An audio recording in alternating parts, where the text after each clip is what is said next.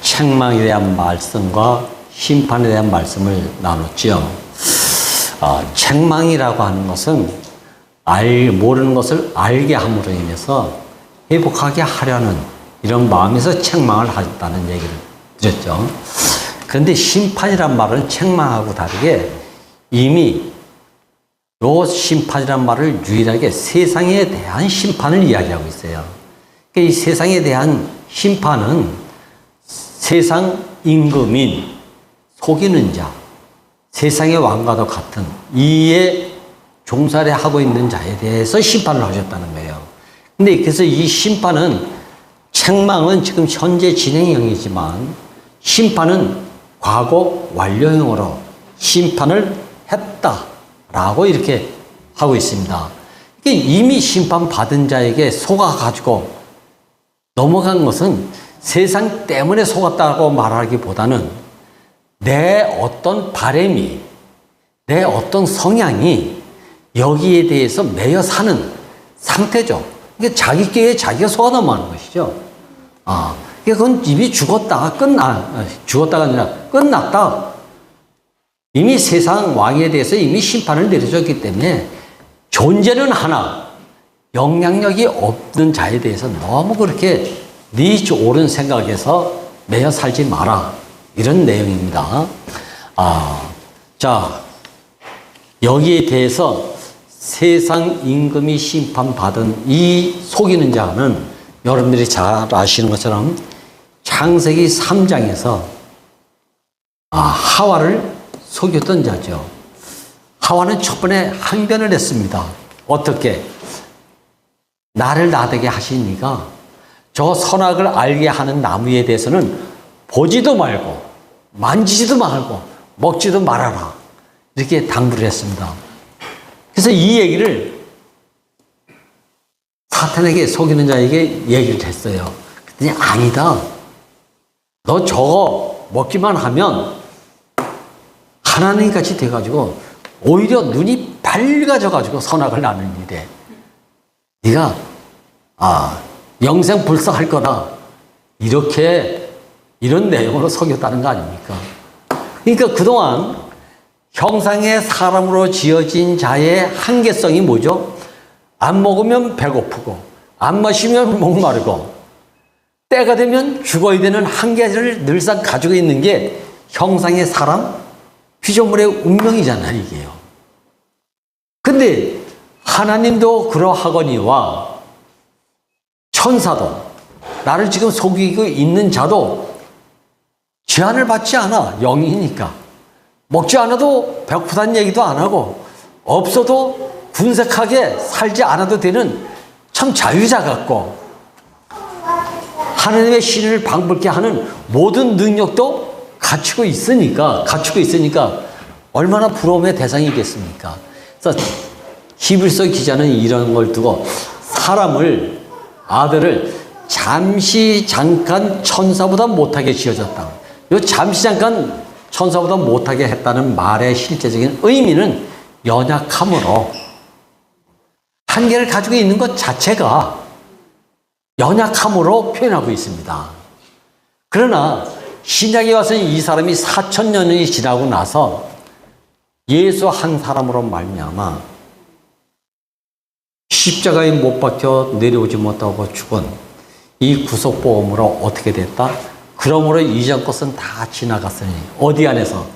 죽고 다시 산 생명의 성령의 법 안에서 이전 것이 지나갔다라고 선포하기에 이르렀습니다. 그리고 나서 보라, 이전 것 다 지나갔으니 새 피조물이라는 말을 하게 된 것이죠. 새 피조물이라는 말은 여기 앞에 피조물은 피조물인데 얘 피조물은 연약한 피조물에서 유혹에 항상 노출되어 있는 피조물이라면 새 피조물은 이제는 존재하는 자에 대해서 있어도 속아 넘어가지 않고 영향을 받지 않는 강화된 새 피조물을 말하고 있습니다. 예수님이 요한복음에서 내가 너희를 떠나는 것이 유익하다라고 했을 때의 이 유익은 어떤 유익이냐? 몸이 있을 때는 항상 이런데 노출되어 있다. 연약함에. 그래서 만나면 만나는 대로 좋은 것도 있지만 불평, 불만이 나올 수밖에 없는 어쩔 수 없는 상황들이 계속 발생되는 것을 경험해요. 이걸 사탄은 봐라, 너는 그렇잖아, 너는 그렇잖아. 이걸 송사하는 거예요. 근데 어느 날 이 송사받는 게 어떻게 되어가는가? 이건 저의 경험담입니다. 여러분도 이것을 경험했을 거예요. 자꾸 구석방 안에서 말씀을 나누고 점점점 피조물 운명의 자리로 자꾸 강화되어 가는 것을 보니까 있는데 영향을 덜 받는 사람으로 변화되어 가는 것을 경험합니다. 그래서 구속복음이 최종적 복음이고 마지막 선물이라고 당신이 이렇게 선포하셨구나. 그래서 새 피조물이다. 그래서 여기에 맞춰서 하나님도 기가 막히게 나는 천사를 내 후사로 삼은 적이 한 번도 없다. 나는 사람을 내 후사로 세웠다. 이렇게 화답하기에 이르신 것이죠. 지금 와서 보니까 가면 갈수록 어제보다 오늘이 어제의 것을 부러워하지 않는 사람으로 살게 된 것이, 내가 그렇게 사람이 된 것이 왜 이렇게 행복한지. 옛날에 사람이 너무 저주스러워서 다치는 것보다 내가 죄한을 받고 다치는 것보다 나를 찌르는 자들만 있고, 얼마나 많이 당했으면 제발 이 교회에서는 배신 땡겨지는 일이 안 일어났으면 좋겠다.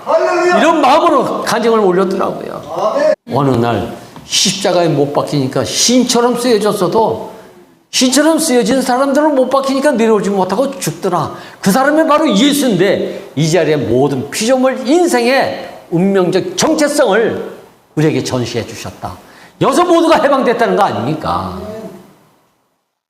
임봉한 책이 있는데 이 임봉한 책이 뛸 자가 없어가지고 장로들과 많은 사람들이 막 우는 장면이 나와. 근데 어느 장로가 울지 말아라. 이제 일찍이 죽임당한 어린 양이 이 임봉한 책을 뛸 것이다. 여기서 일찍이 죽임당한이라고 성경은 표현인데 이게 원래의 뜻은 일찍 죽었다는 얘기가 아니라 갓 죽임을 당한 이런 얘기예요. 갓이라는 말은 지금 방금 죽은 어린 양의 임봉한 책을 띄더라는 내용이 나옵니다. 자, 그러니까 이 임봉한 책은 어제 죽은 자가 띄는 게 아니고 유명한 자가 띄는 게 아니고 능력 있는 자가 띄는 게 아니고 아는 자들이 띄는 게 아니라 아무것도 스스로 할 수 없고 소유도 없고 능력도 없는 아무것도 아닌 어린 양의 가축임을 당한 피로 임봉한 책이 띄어지더라는 거 아니겠습니까? 저는 제가 뭘 할 수 있다고 할 때 이런 임봉한 책이 안 띄어지더라니까요. 하나님의 비밀이 안 보여. 난 그래서 한때는 몇 년을 계시가 없이 사는 사람입니다. 신혼은 할 수 있는데 나를 왜 쓰지 않나? 라는 거에 대한 신혼이란 말이에요. 충분 조건이 갖춰져 있는데 나 같은 사람을 가지고 누굴 쓴단 말인고, 여기에 대한 신혼이 억울해서 나오는 신혼. 근데 지금 와서 보니까 피조물 안에서 새 피조물로 자꾸 점진적으로 살다 보니까 뭐가 있다? 아무것도 할 수 없을 때 하나님이 쓰시는구나. 왜? 내가 할 수 있을 때 하나님이 쓰면 섞여진단 말이에요. 섞여져. 분열케 하는 자가 심각한 것이 아니고 섞여 있는 것이 심각하다. 네. 이 말씀을 하신 것이 저의 삶을 통해서 좋은 건데 자꾸 섞여져. 좋은 건데. 그래서 가축임을 당한 어린 양은 아니오가 없는, 힘없는 어린 양이 죽이든지 살리든지 예만 할 수밖에 없는 이 어린 양이 죽이면 죽임당하는 것이 저항할지도 못하고 할 수 없이 죽어지는 것. 아니오 할 수 없는 것이 하나님 필요의 존재다. 이 필요를 하나님이 원하시는구나. 그래서 숨이 코에 붙은 인생이라는 것이 바로 이런 거 아니겠습니까? 근데 저는 지금 가만히 살아온 걸 보니까 나는 항상 할 수 있는 사람으로, 말은 피조물인데 항상 할 수 있는 사람으로 살아온 것 같아. 그러니까 계시가 안 와. 열린 것만큼만 조금 오다가 말아. 그러니까 저는 죽은 척 하는 사람은 휘장이 찢어져도 요만큼 찢어지는 뭐야. 위에서 아래까지 찢어져야 되는데 반쯤 찢어지면 나같이 다리 짧은 사람은 타 넘어가기도 힘들어. 아래까지 찢어져야 눈 감고도 오고 갈 수는 있지. 이게 십자가에 못 박혀 죽으신 예수로 말미암아 휘장이 위에서부터 아래로 쫙 찢어졌다라고 표현하고 있고, 이것을 새롭고도 상기자고 히브리서 기자는 표현하고 있습니다. 근데 이게 히브리서 기자가 표현한 내용이 아니고 지금 이것이 우리의 간증이 된 것을 찬양합니다. 누굴 만나도 장애를 느끼지 않는 사람이 휘장이 찢어진 사람이잖아요. 하나님이 찾아오시는데도 너는 장애물이 없구나. 이러면 이거 복받은 사람 아니겠습니까? 그럼 이 사람이 다 이루어진 사람이냐? 근데 나는 다 이뤘다고도 말을 못하겠어. 그럼 너 뭐하냐? 못 이뤘다고 말도 안 해. 지금 있는 대로 감사함으로 그 은혜에 풍족한 사람으로 살고 있는 것. 그래서 주여, 이 모습 이대로 주 받으시옵소서. 이게 나의 영원한 간증입니다. 이 모습 받아달라는 거예요. 뭐가 돼서 받고 안 넣게 되면 못 받고가 아니라 조건부에 충족이 돼가지고 하나님이 받아주고 충족 조건이 못 이루어지면 안 받고가 아니라 네 존재의 위치가, 주여 이 모습 이대로 주 받으시옵소서. 주여 이 입술 열어 주만 찬송케 하옵소서 라는 간증을 하는데 이상의 장애물이 자꾸 사라진단 말이에요. 그래도 없는 것보다 있는 게 낫지. 이런 마음으로 바뀌어가니까 있어도 영향을 받지 않는 자유자가 됐다. 이게 참 자유자 아니겠습니까? 이 어린 양이 가증임을 당했는데 임봉한 책이 띄어지더라는 거예요. 임봉이 됐다는 얘기는 하나님의 말씀이, 하나님의 존재가, 영신 하나님이 형상의 사람을 통해서 한도 비밀이 있다고 할 수 없을 정도로 온전히 다 나타난, 그러면 임봉할 필요가 없게 되겠죠. 친구 같은 하나님과 손에 손잡고 동산을 거니는 사람들의 모습으로 이렇게 비춰진단 말이에요. 시간이 가면 갈수록 이것이 깊어진단 말이에요. 깊어져. 그렇지 않으면 시간이 가면 갈수록 예전에는 자꾸 두려웠어. 알면 알수록 더 두렵고 더 경건한 마음은 들어가는데 두려움 속에 경건한 마음이야. 이게 일단 종교 안에 내 삶이었어요.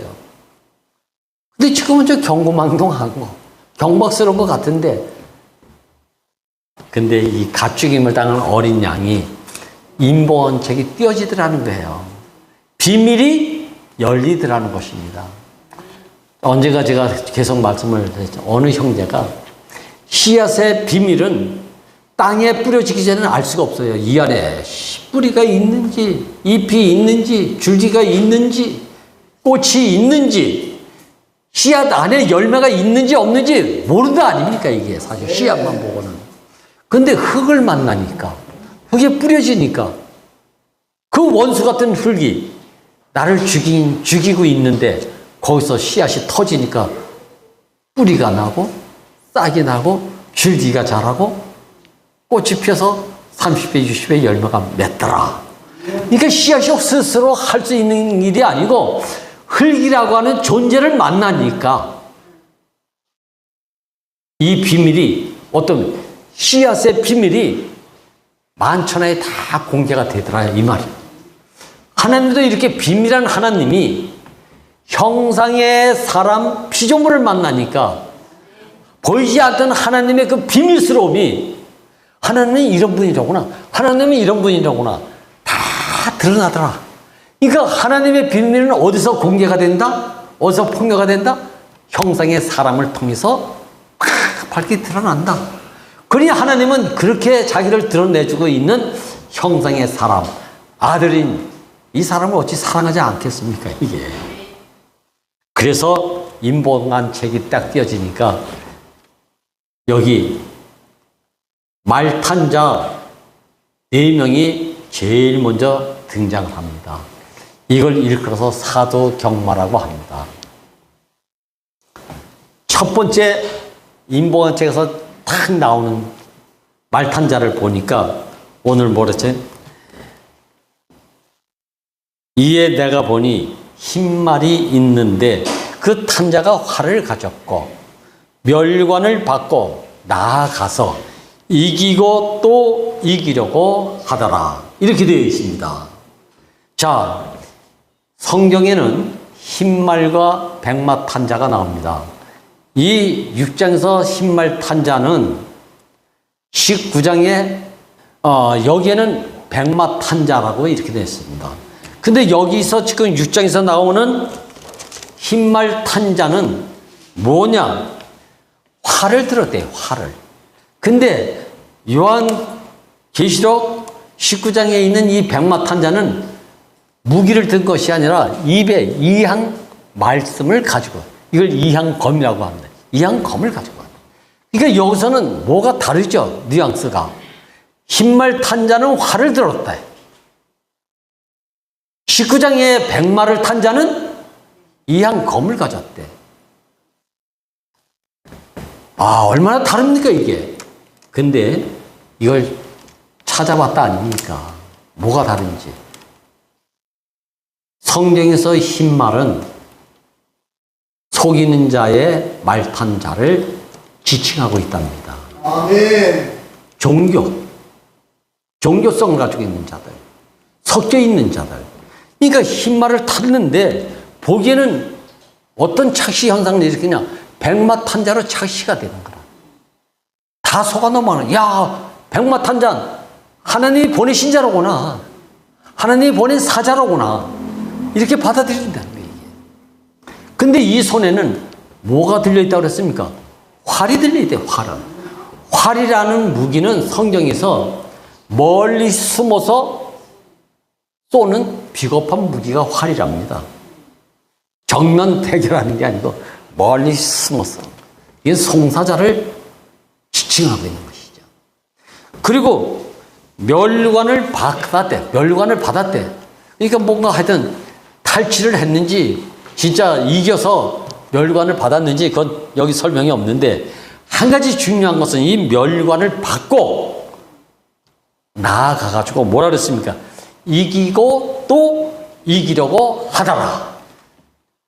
자, 승리의 멸관을 썼으면 이기고 이기려고 할 필요가 없죠. 이미 확보된 승리가 멸관이라고 하는 이것으로 딱 썼으니까 그냥 지내면 되는데, 이것은 아직까지 온전한 승리자가 아니라 거짓 승리의 멸관을 쓰고 사는 것을 보니까 내 이기려고 하는 자로, 계속 전쟁을 일으키는 자로 산다는 말이죠. 어떻게? 송사, 정제, 참수하면서 멀리서 계속 활을 쏘는 거야, 활을. 그래서 이것은 거짓 선지자, 이런 걸 지칭하고 있다고 그래요.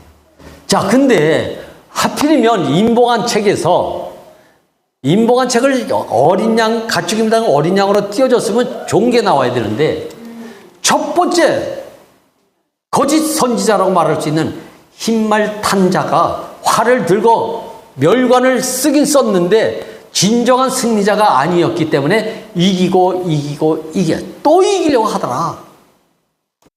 세상 정치가들 보세요. 평화 노래 안 하는 사람이 있습니까? 난 정치 지도자들 치고 평화 노래 안 하는 정치가는 없어. 전부 백성, 국민을 위해서지. 이게 얼마나 놀라운 일이에요. 근데 거기 손에 뭐가 있어요? 활이 들렸잖아. 웃으면서 활 쏘는 자들. 이게 위정자들이에요, 위정자들. 이게 첫 번째 등장이에요. 그러니까 다 속아 넘어가지. 근데 두 번째는, 둘째 인을 딱 띄니까 뭐가 나옵니까? 붉은 말 탄 자가 나온다네. 붉은 말 탄 자가 허락을 받아서 땅에 화평을 세우러 온 것이 아니라 화평을 제하는 것으로 본색이 드러나기 시작한다. 그러니까 이건 흰말 탄자와 붉은 말 탄자가 둘이 아니라 평화를 부르짖는 사람은 언제든지 기회만 되면 화평을 제하고 전쟁을 일으키는 자라는 것을 갖다가 여기서 보여주고 있어요. 나로 되면은 뭐가 평화가 되는 것 같은데 나로 아니고 너로 말미암아 뭐가 화평이 오는 것 같으면 괜히 희생이 나가지고 화를 쏘고 정지하고 성사하고 배가 아파서 목전되어가지고 나 아니면 안 돼. 용납이 안 돼. 그래서 여기 붉은 말이 나오는데 그 탄자가 허락을 받았대. 허락을 받긴 받았어. 그런데 그 탄자가 화평을 제한대. 화평을 자꾸 없앤대. 근데 화평을 억지로 제하려고 하겠습니까? 평화를 노래하는데 결과는 이렇게 된다는 걸 인정받지 못하니까. 사랑하는데 너를 죽일 수밖에 없었다. 이게 여러분들 잘 아죠? 로마 황제 시저의 양아들이 브루투스입니다. 그렇죠? 이게 여러분들 다 아시는 얘기인데, 근데 브루투스가 양아들로서 친아버지 이상의 사랑하는 시저에 대해서 많은 사랑을 받았기 때문에, 근데 배신을 안 땡길 줄 알았는데, 시저가 누구의 손에 죽었습니까? 암살당했냐면, 이 브루투스에게, 양아들 브루투스에게 암살을 당합니다. 그리고 나서 암살하면서 뭐라고 고백을 하냐면, 독백이 멋있습니다. 나는 시저를 진짜 사랑합니다. 근데 더 사랑하는 것은 로마를 더 사랑하기 때문에 당신을 내가 죽일 수밖에 없습니다. 아주 기가 막힌 명언을 남겨놨습니다. 손에 들려있냐면 큰 칼이 들려있대요. 칼은 뭐죠? 피를 보는 무기잖아요. 피를 보는 무기. 거짓 평화자, 화평을 취하면서 칼을 휘두르는 자는 어디서 발언이 된 자입니까? 첫째 흰말 타고 나온 자의 진행 과정으로 보면 되는 거죠. 그리고 나서 세 번째 말 탄 자가 나옵니다. 또 인복한 책을 띄니까 뭐가 나오냐면, 셋째 말을 탄 자가 어떤 말이냐? 검은 말을 타고 나온다 그랬습니다. 검은 말. 검은 말은 여러분들 다 아시는 것처럼 흉년과 기근을 말합니다. 흉년과, 그러니까 전쟁한 나라 치고 부자 나라가 없습니다. 제일 먼저 고통스러운 게 뭐냐면 흉년에 의해서 기근이 오는 겁니다. 기근. 먹을 식량이 부족해. 다투서 누가 이겼든지 졌든지 그게 중요한 것이 아니라 전쟁의 결과는 뭐다? 흉년과 기근이 온다는 거예요. 이 검은 말을 탄 자 손에는 뭐가 들렸는지 압니까? 저울이 들렸습니다. 저울이. 저울의 기능은 뭐죠? 항상 누가 더 크냐 작으냐 이거 계산하는 도구가 저울입니다. 아멘. 누구 줄에 서야 될까? 누구 따라가야 될까? 항상 눈칫밥 먹고 사는 자들, 이 저울을 든 자들의 생애 형상입니다. 이건 자동빵이야, 자동빵. 여러분들 그게 안 알았습니까? 내 찾아다니는 게 일이야. 찾아다니는 것은 곧 저울질하는 거죠. 저울질하는 거. 그래서 검은 말 타고 나온 사람의 특색이 뭐냐면 바로 저울질 한다는 거 아닙니까? 저울질. 이게 바로 흉년과 기근의 삶을 사는 사람들이. 그래서 자기들이 나는 손에 저울이 떨어질 날이 없습니다. 눈 뜰 때부터 눈 감을 때까지 저울을 붙잡고 살았대요.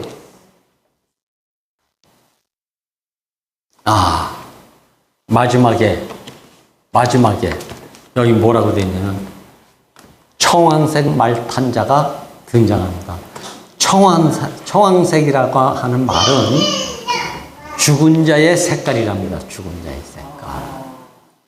적은 흉년이 들어서 이겼든지 졌든지 흉년이 오면 어떻게 된다? 저건 아사가 되는 거예요. 먹을 걸 못 먹으니까. 제대로 영양 보충이 안 되니까. 피골이 상접해서. 근데 세상은 넘치는데 우리 순이들이 재래시장, 모래내 시장이 가까워서 그런지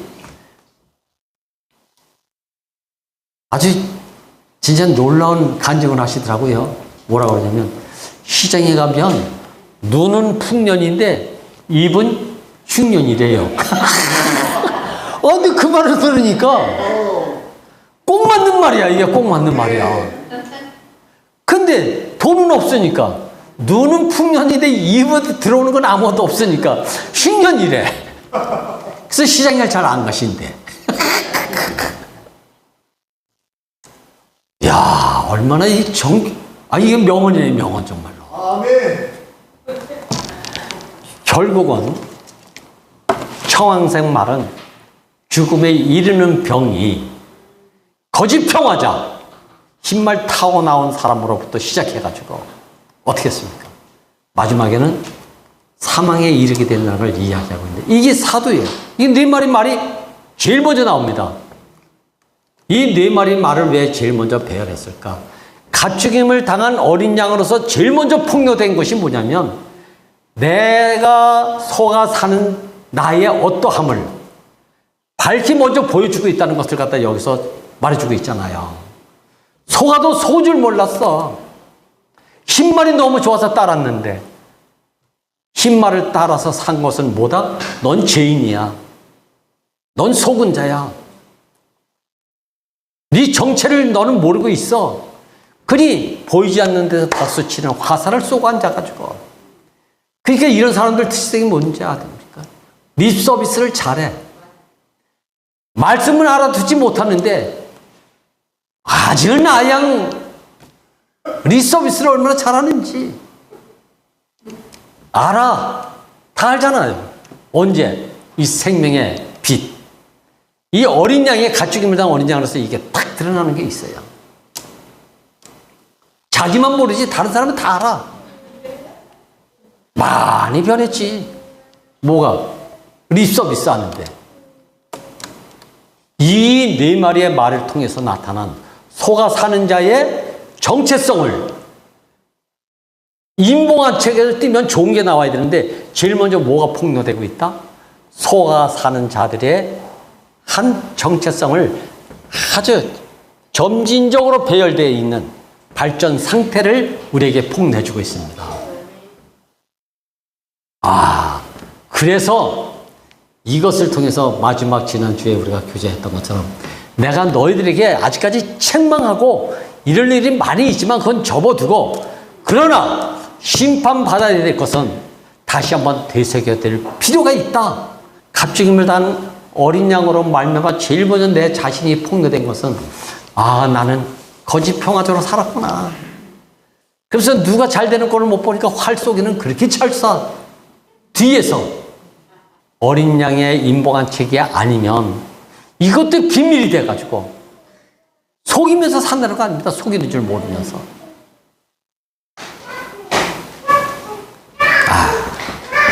오늘 세상은 이미 심판을 받았음에도 불구하고 다시 요한계시록에서 세상의 정체성을 다시 한번 이렇게 들춰냄으로 인해서 우리를 회복하게 하시려는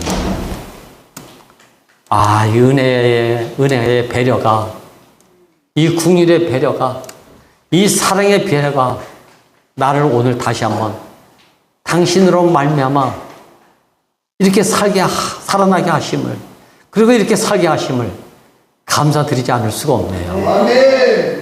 온전히 당신의 목적과 계획과 필요에만 쓰여질 수 있는 아니어가 없는 예만 있는 인생으로 살게 하심이 너무 감사했습니다. 아멘. 주님을 찬양합니다. 할렐루야.